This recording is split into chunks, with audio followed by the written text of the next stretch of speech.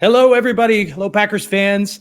The Green Bay Packers just crushed the Dallas Cowboys in the NFC playoffs. Cannot believe it. 48-32. And we are here to discuss it. My name is JR Radcliffe. I am joined by Ryan Wood and Tom Silverstein, both writers with PackersNews.com. We are all in Dallas trying to make sense of what we just saw, which was an absolute beatdown. Jordan Love was awesome. He nearly had a perfect passer rating. Aaron Jones was awesome. He ran for over 100 yards for a fourth straight game. The defense was solid, absolutely made Dak Prescott's life miserable. And the Packers are going to San Francisco. They're going to be playing the 49ers, the top seed next week. It's a truly surprising outcome. Nobody picked the Packers to win, not on TV. You saw tweets about that, not in our own paper. So, Tom, I'm going to start with you because you have seen a lot of Packers playoff football. And I just before we get into the nuts and bolts, I'm just interested where this ranks for you in terms of surprises. We brought up Pete Doherty wrote a lot about this San Francisco game in 1995. That was a big springboard, but man, where does this one fall? This one really stuns me. It's not the 95 one to me was more surprising than this because while I thought the Cowboys were favored, they are not a super team. Like at the time, the 49ers were coming off of Super Bowls, and they were a dynasty. And Dallas has just been good. And as we know in this, day and age, there aren't any dynasties, and everybody's vulnerable. Everybody has some sort of weakness that can be exploited. And especially in these early rounds, you just never know. And I know I think I said, I could see the Packers winning, but I didn't expect it. It wasn't, I really thought for a first time experience that they would probably get in some sort of a shootout and not be able to survive it. Well, it turned out that Dallas was not the team anybody thinks they are, and the Packers are a far better offensive team than I think anybody has imagined.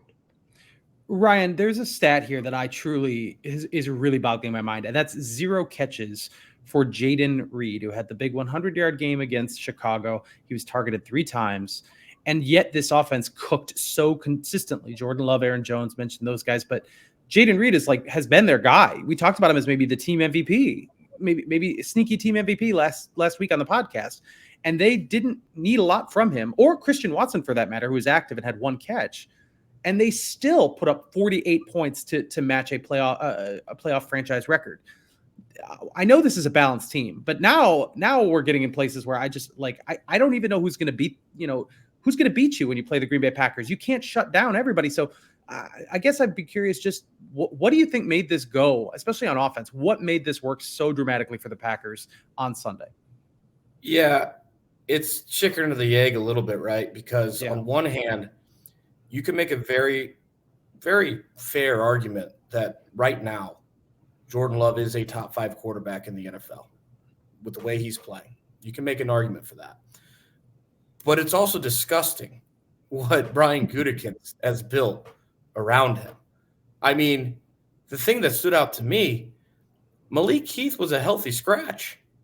On a lot of offenses in this league, Malik Heath can help, and he can help this Packers offense too. They just, as Matt LaFleur said, it was really tough to keep Malik Heath inactive. It was just a numbers game. The Packers don't have the numbers to fit all their playmakers. That's how many playmakers they have. I mean, go down the list, right?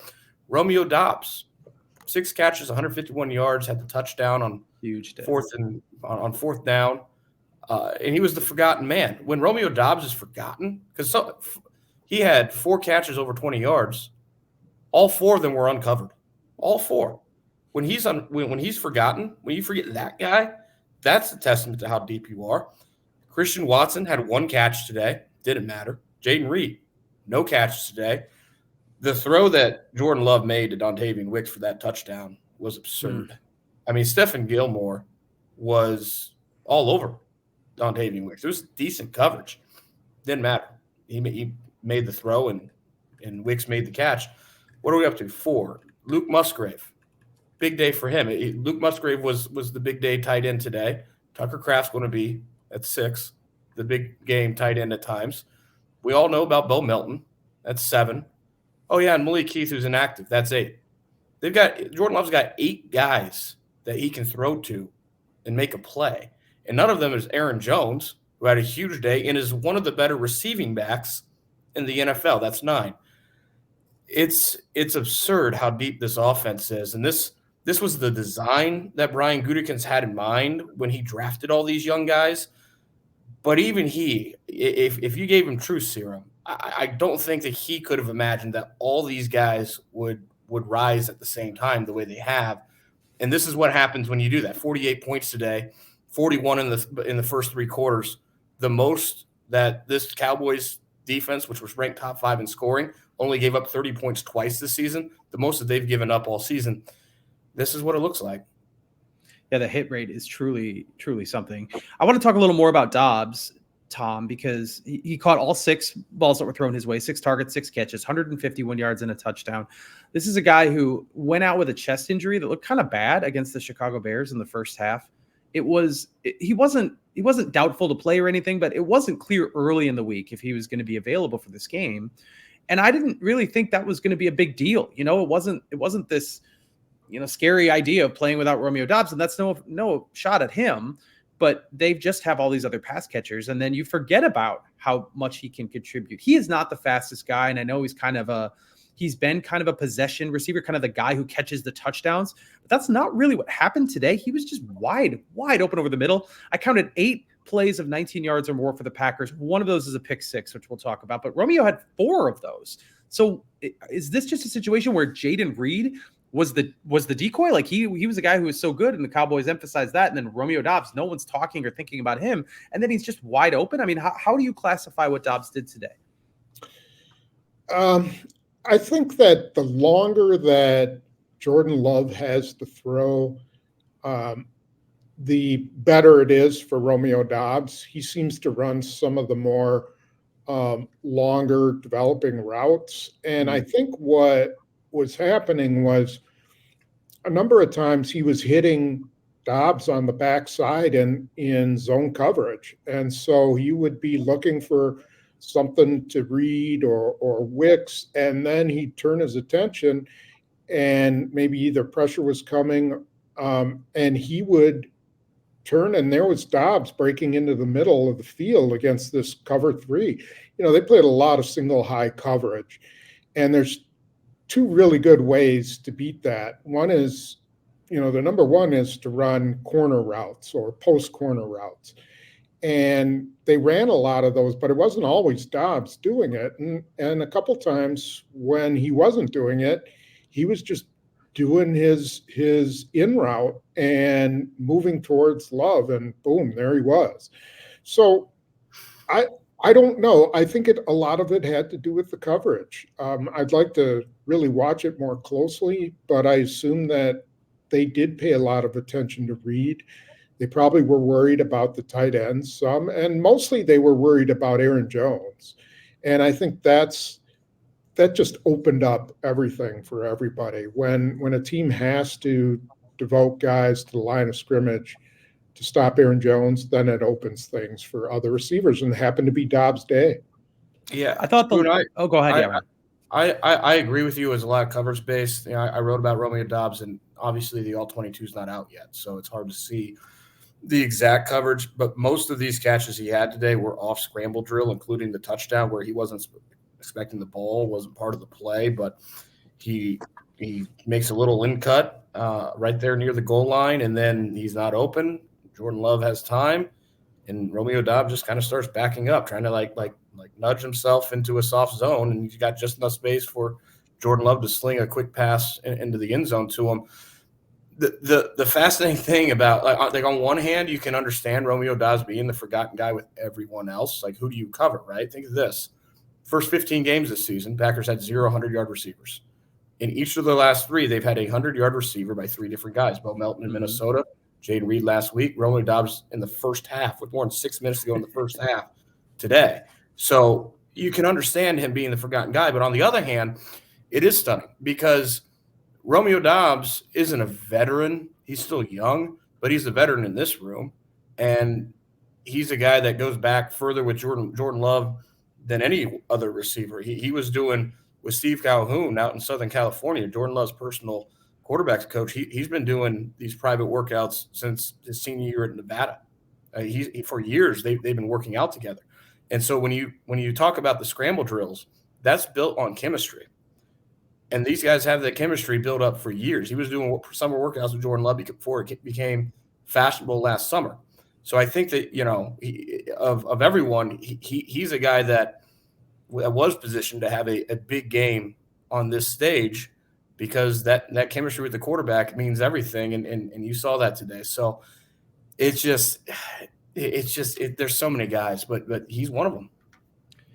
One of the things that helped the cause here is that Micah Parsons was mostly a non-factor. He drew a couple holding penalties early, and after that, he kind of just wasn't an issue. Next Gen Stats said he had one successful pass rush. That was when he was unguarded, coming at Jordan Love. Jordan Love was not sacked today, and again, really stood in the pocket well, took hits, and still threw the ball downfield. Extremely collected under pressure. But the line is interesting, Tom, because they had their ups and downs, I would say. I mean, early in the year, like, it wasn't clear. Josh Myers has gotten some praise, but it seemed like he struggled early in the year. Elton Jenkins has dealt with some injuries. There's been some rotation. Yosh Nijman in for Rasheed Walker, Sean Ryan in for John Runyon. Like, it's been in flux. And I know we talked about it last week, and a lot of it is Jordan Love making things happen when the protection breaks down. But I really do feel like this was as good a game as they can give you. And I do feel like they've come a long way since September and October. Yeah, I think they have. I think what you kind of see is also the development of the tight ends, to be able to line up two tight ends like the size of Musgrave and Kraft. And you put those two guys on the line, and they're able to slide protection in different ways so that they make sure that Micah Parsons is double teamed, and that, maybe someone else winds up with a one-on-one. There were a few times Parsons got some one-on-ones. Elton Jenkins had to tackle him to get him down. He was beaten so badly, and Kraft got a holding call on him. But, there was one time he beat Zach Tom, I believe it was on the touchdown to Wicks. And Aaron Jones just followed through and popped him right in the ribs right after that. So he beat Tom, but there was Aaron Jones waiting for him. And so they had a really good plan, I think, for keeping him in check. And I think if you don't have a good plan, then he can wreck your day. But they also ran at him. I think they were really not afraid to run the ball against the Cowboys and not afraid to run it at him. They, I think they've kind of found 7 linemen, and like today, I think was kind of John Runyon's day. I think they like the matchups better with him than with Sean Ryan, and sometimes they like it better with Sean Ryan. Rasheed Walker's kind of taken over left tackle, but if there's a matchup they don't like maybe Bosa this week, they can always use Yosh Nijman. So it kind of gives them some flexibility there. Joe Barry's defense deserves some credit too. They had a very good game. They kept the leading touchdown passer in the NFL off balance. I'd say Dak Prescott had, I don't know how you slice it any other way. He was not good today, and he was under duress, and he definitely missed some throws, made some bad reads, and the Packers were able to obviously got a couple turnovers off of him. Jair Alexander with a diving interception, Darnell Savage with the pick 6. Ryan, how do you think they were able to make it so difficult on Dak Prescott? The pass rush was good, but I don't know if I felt like it was overwhelmingly so. Maybe that was my misread. CeeDee Lamb, ends up with 119 yards, but it takes 17 targets. He had 2 catches in the first half. So a lot of that's after the game's out of hand. What did the defense do today that made things so difficult? The pressure was a big part of it, for sure. And they varied their coverages. And at the end of the day, they played well. That Jair Alexander interception, to me, it's the most impressive play of his career. That was a ridiculous pick. Darnell Savage steps up and makes a play after a quiet season. You know, the quarterback matchup in this game was stunning because on one hand, you've got a Packers quarterback, Jordan Love, making his first postseason start. And then you had Dak Prescott, who's got the weight of this entire franchise on his shoulders. And this was a Cowboys team that was Super Bowl or bust. This is not the Bears. The Bears might suck. This team doesn't suck. This is a good Dallas Cowboys team that was thinking Super Bowl. And I think that you can kind of start to see that Dak Prescott buckle under that pressure, not just the Packers pressure, but the weight of expectation. The Packers came out and punched them in the mouth, and things just didn't. They were a little off for this Cowboys offense to start, and they snowballed from there. And at the end of the day, Jordan Love's got 5 incompletions. Dak Prescott has 2 interceptions. Mm-hmm. Take nothing. You know, he had over 400 yards. You know, threw 60 times. A lot of that was garbage time stats. The stat differential, 5 incompletions to 2 interceptions.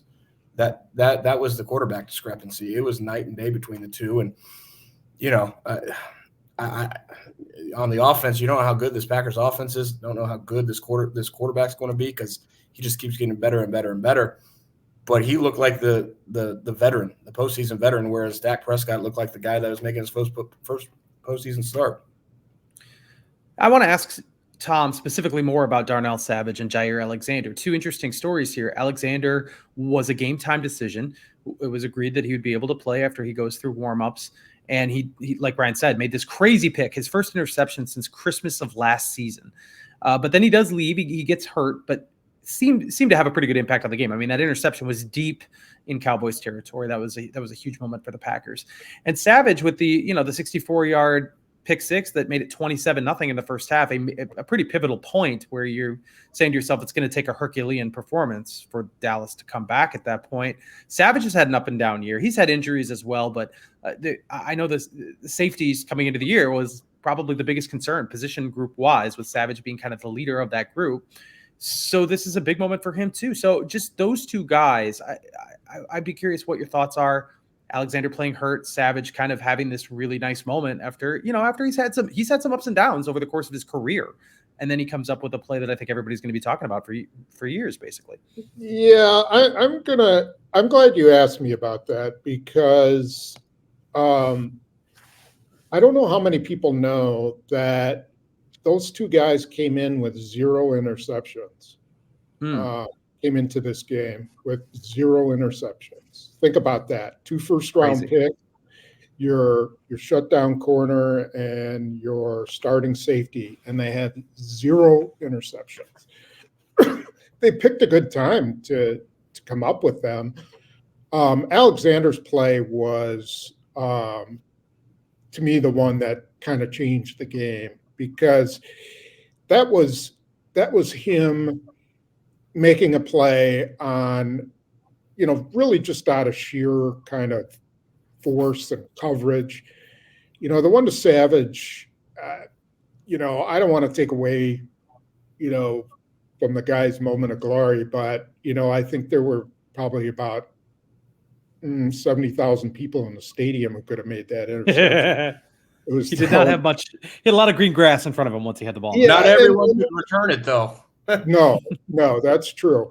And it was such a force by Prescott. And it was really the result of all the coverage to that point because they just wanted to get the ball to land so badly that he was willing to throw, a slant where safety's hanging right over the top.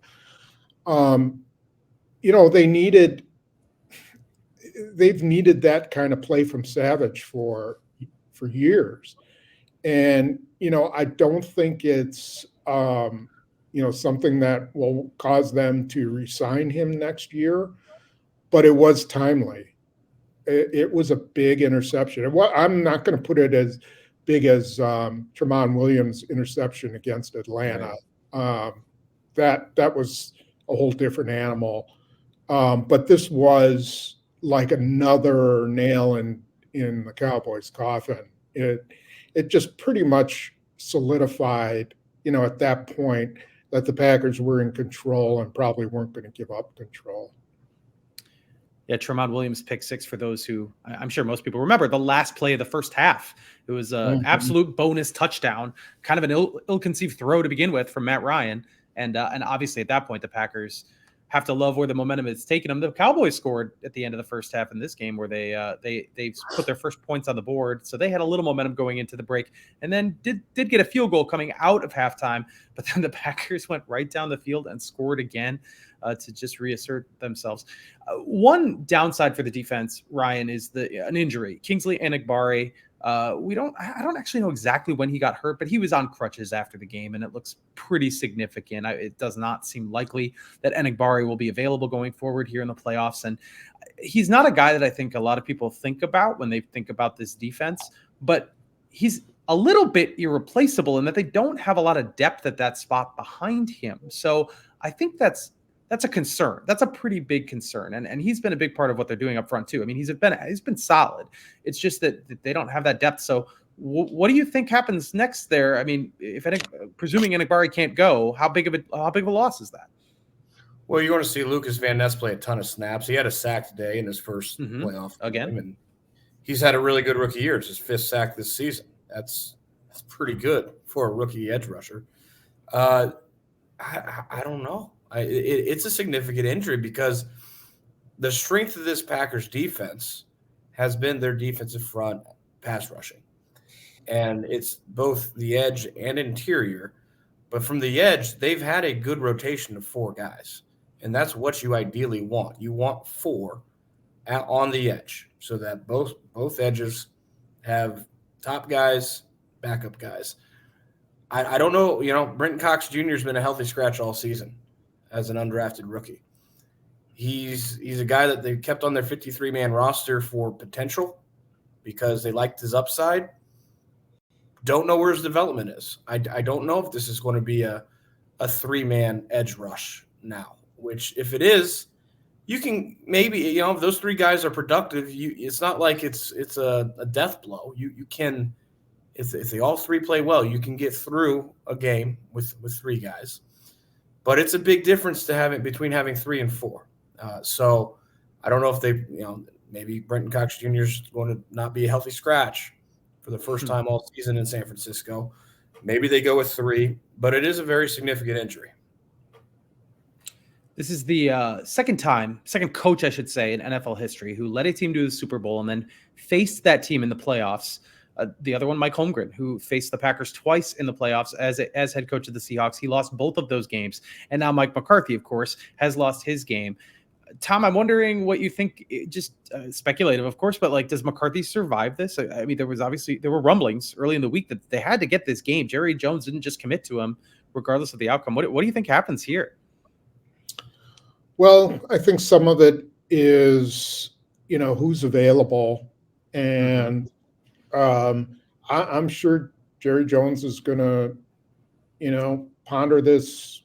I don't think this was an easy loss for him. The older he gets, the harder it is. And he wants to win another Super Bowl. It's been a long time since the Cowboys have won a playoff game. What, 1995? Or that's since they've been in the NFC Championship game, yeah. Yeah. So he's desperate. And so, maybe he decides he can bring in Bill Belichick. I don't know. Maybe it's possible. There's no way to tell. It's a high-pressure, high-stakes job. And Mike McCarthy knew that going in. To me, and Dak Prescott kind of talked about it after the game, their combination, their getting together has helped Dak Prescott considerably. I mean, he had his best year. He's coming off his best year. People thought he was MVP caliber. So, you just be careful what you wish for. And to me, if I'm Jerry Jones, the part that I'm most upset about is with Dan Quinn and the defense and them not showing up at all. I mean, he got just raked around across the coals. I mean, it was like LaFleur knew every single step he was going to take against his coverages. And some of the stuff he drew up was really effective. Yeah, Dan Quinn is going to be. Oh, go ahead, Ryan. Here's my 2 cents, because I was listening to some of what Jerry Jones told Cowboys beat writers after the game before we started the podcast. Jerry Jones said that he's floored personally, and said, it's tough to draw on playoff defeats of the past right after the moment, but he's never been more surprised by than he was from this. Someone's going to get fired. I don't know if it's Dan Quinn, but I have a really hard time thinking that Mike McCarthy survives this one. When you think of it from the Cowboys' perspective, forget the final score. It was 48-16. This is a head coach leading his team that is some of the weightiest expectations in all the NFL into a postseason that was Super Bowl or bust, and his team did not show up. Packers had a lot to say about that, a lot to do with that. Cowboys didn't show up today. They were a no-show at home in the wild card round. That can't happen. It's one thing to get beat. It's the other to have it 48-16 with 10 minutes left. I just don't see how Mike McCarthy survives this one. I could be wrong, but I have a hard time seeing it. Yeah, Dan Quinn's been mentioned for head coach opening, so he may leave of his own accord, getting a promotion for all we know here. So some teams maybe have some new data to look at that they might reconsider. I don't know. Tom, the 49ers, if fans want a data point, the 49ers beat the Cowboys pretty handily earlier this year, and they're the number 1 seed, and they're well rested, and they're healthy, and they are awesome. They're I think quite a bit better than the Cowboys. So this is not, they're not going to be favored, just like they weren't this week. And I realize that they bucked those expectations, but they're going up against a really difficult opponent next week in Santa Clara. So what has to happen for this to end similarly? Not 48 points, but how do the Packers get to San Francisco and manage to shock the world basically once again? I don't know. Yeah. They're going up against a far tougher defense. I mean, this will be the best defense they've faced all year. Those linebackers are so fast. Their front four is extremely powerful. Baltimore beat them with Lamar Jackson playing just great, but, also Baltimore's defense played great.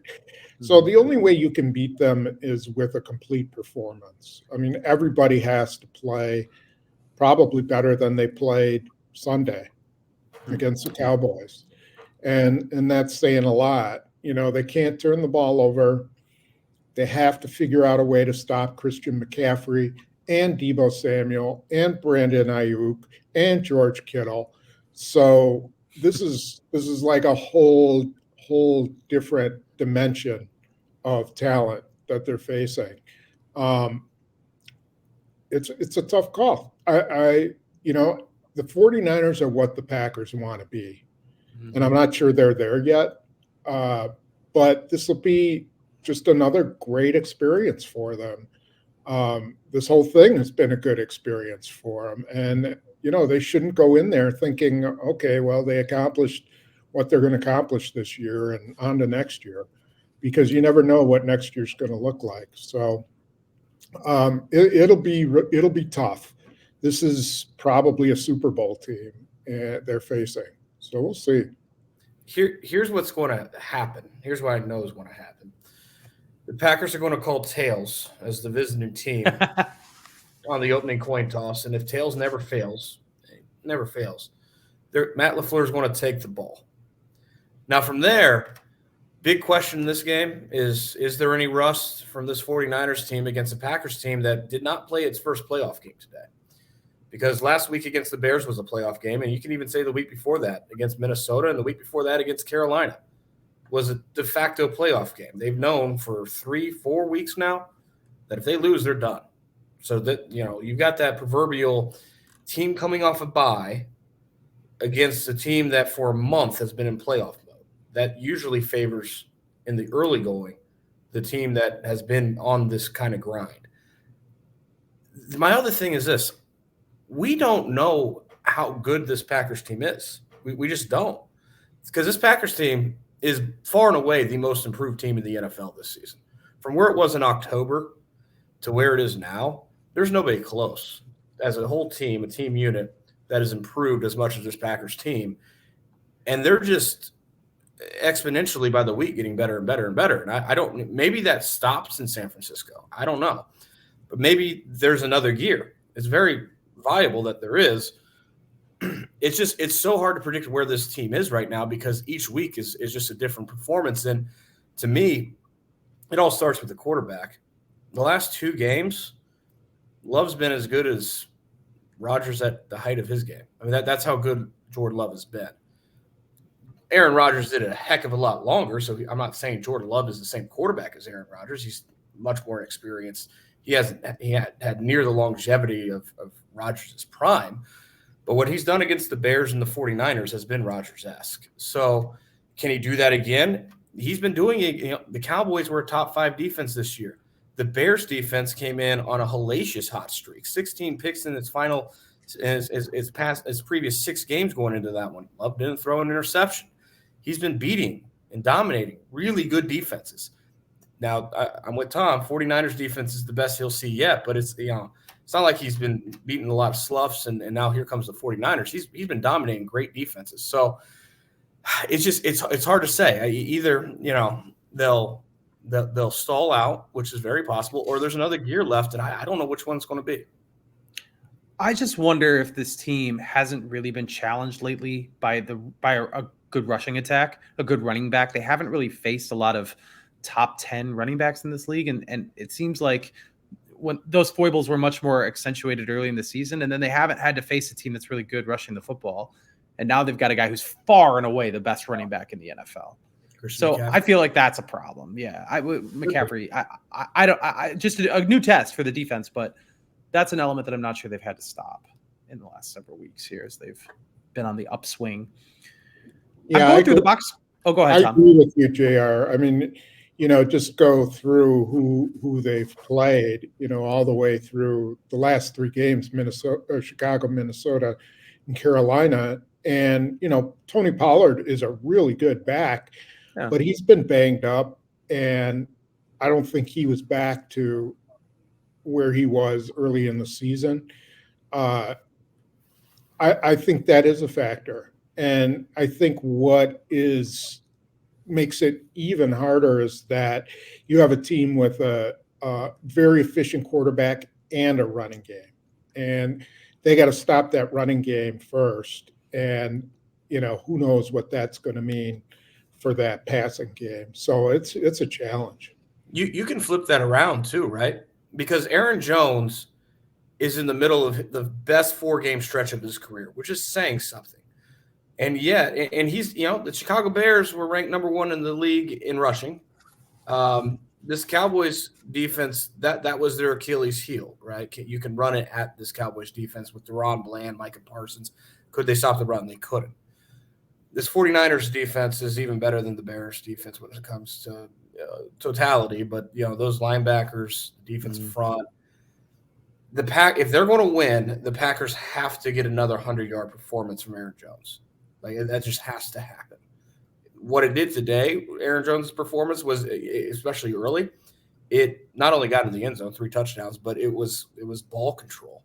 It really dominated the pace and flow of this game for the Packers early on. And that had, especially against a team that might have been a little uptight at home, given the expectations, that had a lot to do with this.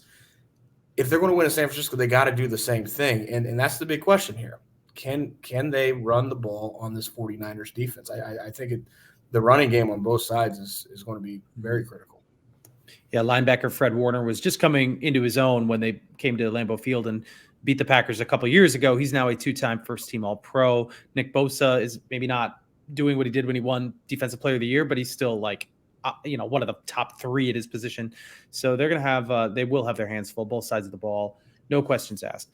I'm going through the box score here. I feel like there's so much when you see a team score 48 points that I feel like we're missing some stuff. Jordan Love again almost had this perfect passer rating, and then they brought They brought him back in. They brought Sean Clifford in. We got Sean Clifford snaps.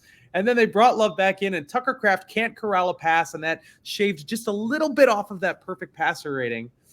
I don't know. Matt LaFleur was very upset with himself after the game for that. I don't know what you guys thought. I thought he made the right call. What was it, 48-16, 10 minutes to go? I thought he made the right call to pull him there. I wouldn't have even inserted him again. I mean, it's certainly, yes, I agree with you. There was some tension as they got to within 2 scores, and it's also sort of befitting of the whole keep your foot on the gas concept. I mean, they went for it on 4th down when they were up big near the goal line and got the touchdown. That's the touchdown pass to Doubs. So like that's their mentality here, and you don't want Sean Clifford just handing the ball off 3 times and then punting and giving Dallas. You don't want anybody to be within a 1-score game when onside kicks are involved. That's just in this organization. You want to stay away from that.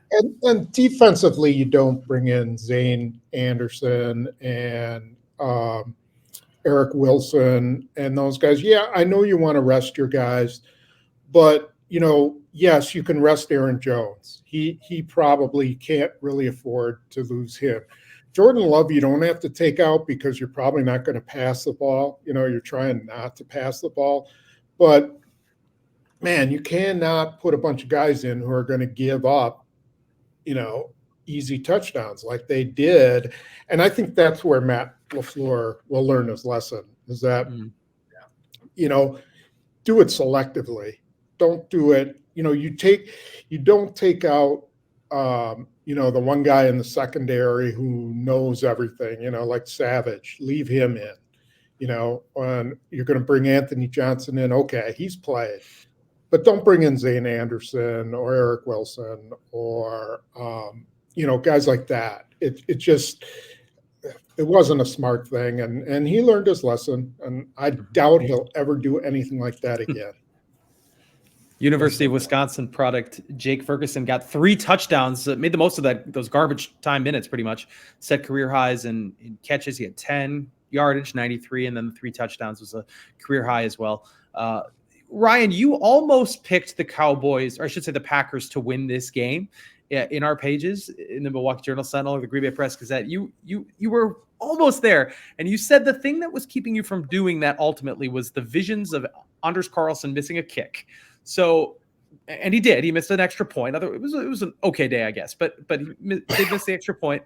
Didn't end up mattering, of course.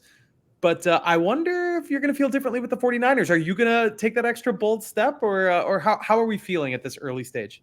I haven't decided yet, but the other thing I said about this game is I wouldn't be shocked if we're all flying back to Wisconsin after this game and the Packers season continues. And I will say that I won't be shocked if they beat the 49ers. I'm not going to say that I'm picking them, but it just goes back to, we don't know how good this Packers team is. We don't know what their ceiling is, and we can't know that. Anders Carlson did make 6 extra points. He missed 1. I had, I think, Cowboys 33, Packers 31. Cowboys scored 32. A lot of that was garbage time. I didn't see the Packers putting 7 touchdowns on the board. I mean, that was no one did. 1 defensive score. But let's not gloss over the special teams. Yeah, Anders Carlson was only 6 of 7 on extra points.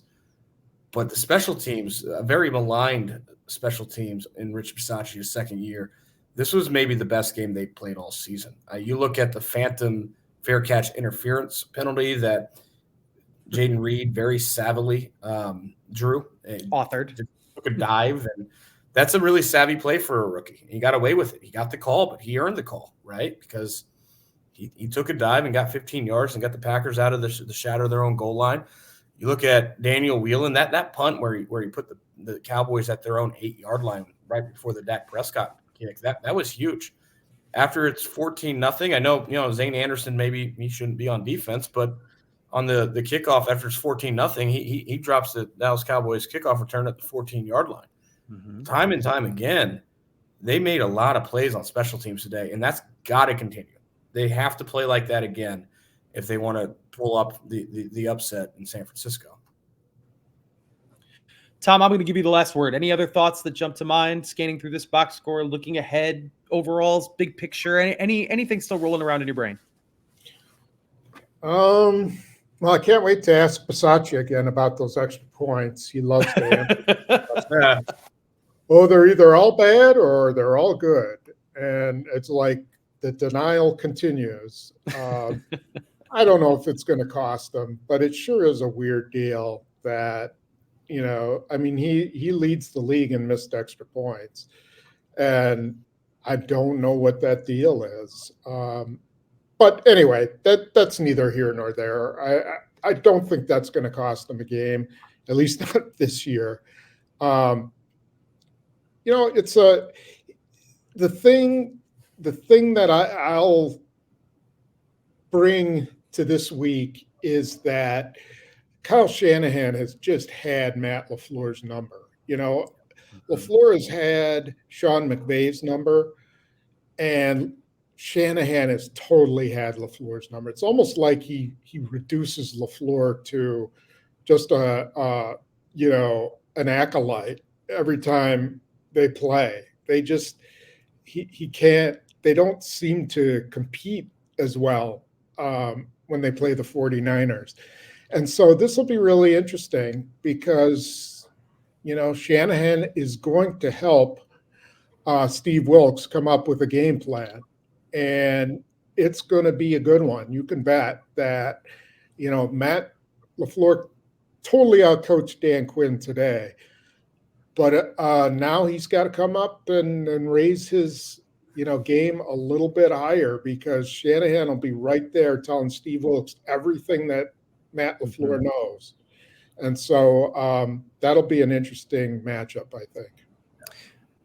The Packers will travel from Dallas to San Francisco, a familiar connection if you are into early to mid-90s Packers playoff journeys. They will be in San Francisco, 7:00 p.m. Saturday night. We will be there for you. We'll have another Green 19 podcast this week. You can look for everything that Ryan and Tom and Pete Doherty have at packersnews.com as we prepare for this week of football, and then making at least one more trip out west to watch this football game. We will be back with you very soon. Thank you for listening to this edition of the Green 19 podcast. Take care, everybody.